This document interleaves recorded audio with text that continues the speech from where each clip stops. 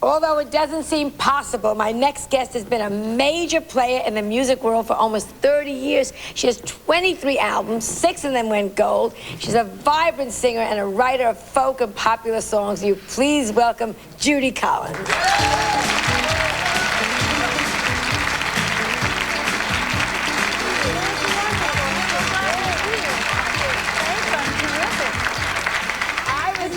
Notes, and I was going 30 years.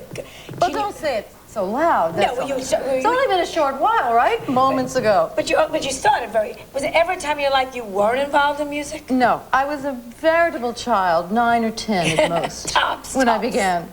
Was your family musical? They were. My father was in radio, and he had a radio show. So I grew up in the studio, singing and playing the piano and talking, and that's where I really got started. What about your mother? Also musical? Or? She was, but she gave it, you know, all up to raise her 5 children and my father. Are you the only one? Okay. When did you go? I remember the first time I saw you was the Bitter End, I think, in New York. Does that make sense? Oh, wasn't that great? Yeah. The best place. A little tiny room in the village. Little room with brick walls. Right. I saw people like Bill Cosby there and doing the funniest things at midnight to nobody. 2 people in the front row. Yeah, it's amazing all the people that have come out of that really one place. It really is. And you were doing folk. I had no idea you were classical background. Well, I started to play the piano so that my father said that if I played classical piano and played Mozart and Debussy, then I wouldn't have to make my living in pop music, you see. And surprise, you made it. Surprise, yes. You hit very young, and everything was great. And we were backstage, and somebody looked at you and said, "Now there's a survivor. There's a survivor." Which is sometimes people say that about me. Oh yes, you are a survivor. But look, I mean, I started going. You had TB as a child, right? You've been how many marriages? No, only one. Only one marriage. All right. Wait. Your child was taken away for a while, and then you got it back? Yes, it was before the age of enlightened custody. Right. Actually, my husband was very much a house husband, and a student and a teacher, but he did get custody, and I lost. It was unusual. In those days, mothers never. My lawyer said to me, there's no way that you'll ever lose custody of this child, because mothers are always given the custody of their children. And I lost custody, and then my son came back to live with me few years later, 3 years later. Was it very changed? Could you bridge the gap, or was it very hard? Well, I saw him a lot. You know, there was not. I think that we have had, let us say, a difficult relationship to the world growing up as mother and son. But you know, he's 32 years old now, and 31, sorry. Then you were a baby. But then you were I'm 32. Sometimes I forget. You were a baby when you had him. Yeah, I was just extremely young. But also alcohol. I mean, you've been through, it's like a soap opera to have you sitting here looking so great in the body and such good. You went through alcohol, you went through drugs.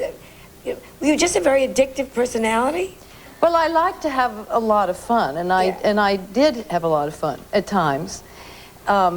I did a lot of things to excess, and you know, you find that you finally, fortunately, you find a way to lead a different life, and I lead a very different life now. Now you do. They said you're into running because the body looks. We were watching you on the monitor. Oh yeah. Yeah, the body looks damn good. It's probably hereditary, though. Probably something to do with you. Yeah, my grandmother, my grandfather, aunts and uncles, they were not runners, but they could wear bodysuits. Those people. Where do you run?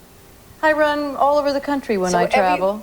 Do you travel constantly now, or are you slowing? Well, I've been very fortunate because I've kept making music and made music all over the world. I think that live music is something rare. It's like an endangered species, and so I've carried live music to people in my concerts throughout my whole life, and so I've done it for health and for mental health, and it's the thing that I love to do so much. What happened? Because I come out of as we both do, the 60s and the 70s when rock was going on, and then before rock, of course, folk, and then folk just disappeared. Well, I don't know if it disappeared. I think people, it didn't disappear really, Joan. A lot of people sing and play and involve themselves in all kinds of music that aren't necessarily the things that are being played on top 40 radio. Yeah. And then you get an extraordinary breakthrough where a good song that's a ballad or a good song that has meaning will come into top 40 radio, and all of a sudden people will discover, you know what I think changed things? For a period there, you heard a lot of rock and roll and very little else. And then a song really broke through, the song about Luca, about child abuse. And don't you know that people listened to that and they realized this was about something important. This is about a child who's being abused. And I think Suzanne Vega did everybody a big favor, because all of a sudden then again, you could sing about many different things, and there's a lot more room on radio now for the kinds of music that are varied and unusual. Who do you listen to? Well, I listen to Paul Simon, and I listen to Suzanne Vega, and I listen to Billy Joel, who's one of my favorite writers and singers in the world. You know.